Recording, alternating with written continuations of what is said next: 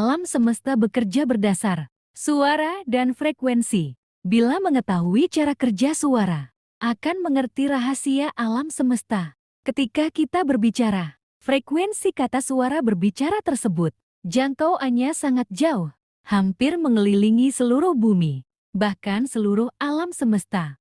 Dan suara kata bisa dijadikan senjata, lebih mematikan dari bom atom. Suara kata bisa untuk membangun suatu perusahaan usaha bahkan negara. Bisa sangat maju, tapi suara bisa dipakai jatuhkan suatu negara semaju apapun, serta perusahaan sebesar apapun, dengan cara suara kata tersebut diwujudkan dalam bentuk kode.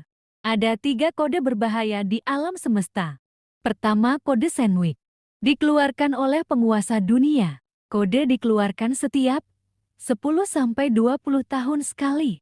Contoh krisis ekonomi dunia. Siklusnya 20 tahun sekali.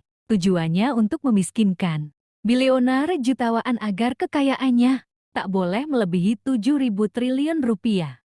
Bila jutawan miliki kekayaan di atas 7.000 triliun rupiah, dikhawatirkan bisa bentuk tentara bayaran dan semakin kaya jadi penguasa dunia baru. Sebelum hal tersebut terjadi, jutawan harus dimiskinkan melalui kode Sandwich. Kode diaktifkan dengan suara tertentu. Pakai teknologi internet media sinar matahari akan melibas dengan mudah. Karena jutawan pakai internet teknologi satelit, kelemahan jutawan dan penguasa dunia masih melekat pada kekayaan dan harta. Bila manusia melekat pada harta, portal dalam tubuh seseorang akan menutup dan sebabkan pulsa lahir jati rendah. Akibatkan tak bisa membuka ribuan portal di alam semesta, berisi ilmu tingkat tinggi dan spiritual tingkat tinggi.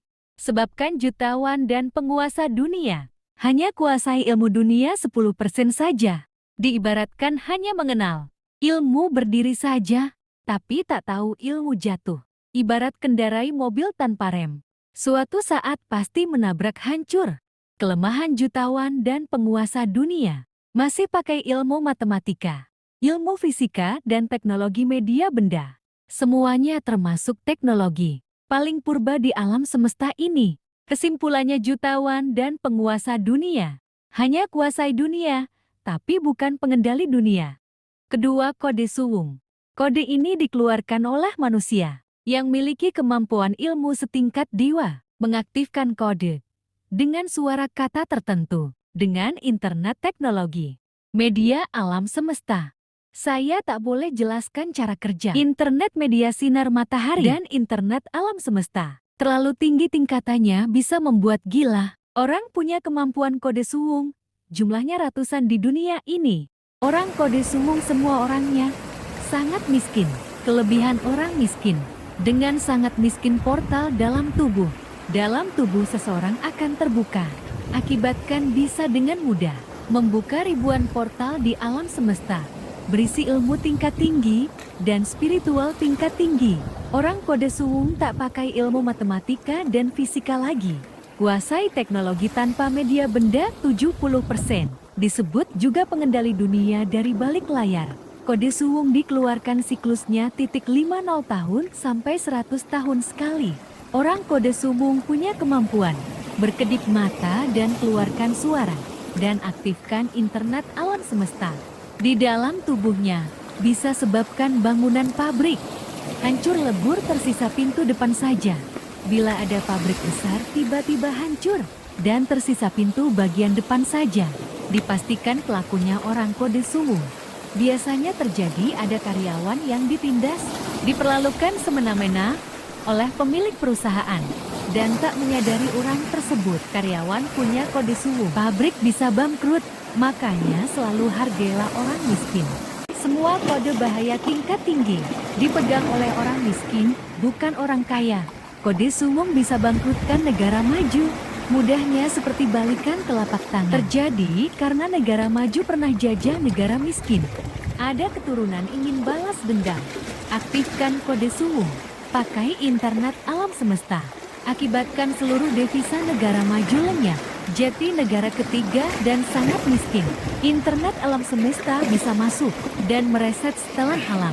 Contoh bisa menghentikan gas minyak keluar dari di perut bumi, akibatkan negara kaya bisa tak keluar gas minyaknya saat ditambang. Negara maju bangkrut akut. Contoh nyata di 2025. Semua negara maju akan jati negara ketiga. Kode suwung bisa bangkrutkan. Perusahaan media, perusahaan internet hanya keluarkan 2 kata saja. Kata kode suwung tersebut, frekuensinya bisa sebabkan seluruh server di dunia meledak. Terdengar tak masuk akal. Kemampuan suara kata mengerikan bila mengetahui kekuatannya. Ketiga, kode ngenok. Siklus kode dikeluarkan 1000 tahun sekali. Berlaku untuk dunia dan semua dimensi alam. Kode bisa melibas apapun tanpa mengenal kasta.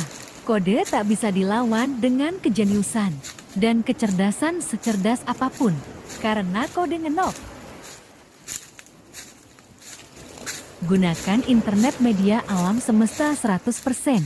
Akibatkan punya kemampuan. Masuk secara langsung. Internetnya alam semesta. Akibatkan punya kemampuan. Mereset setelan alam di bumi. Bahkan semua dimensi alam. Dan seluruh alam semesta. Contoh kode ngenok. Bisa rubah peradaban manusia jati peradaban dewa. Ibarat manusia setengah dewa. Tapi hal tersebut tak boleh diwujudkan. Karena melanggar hukum dimensi.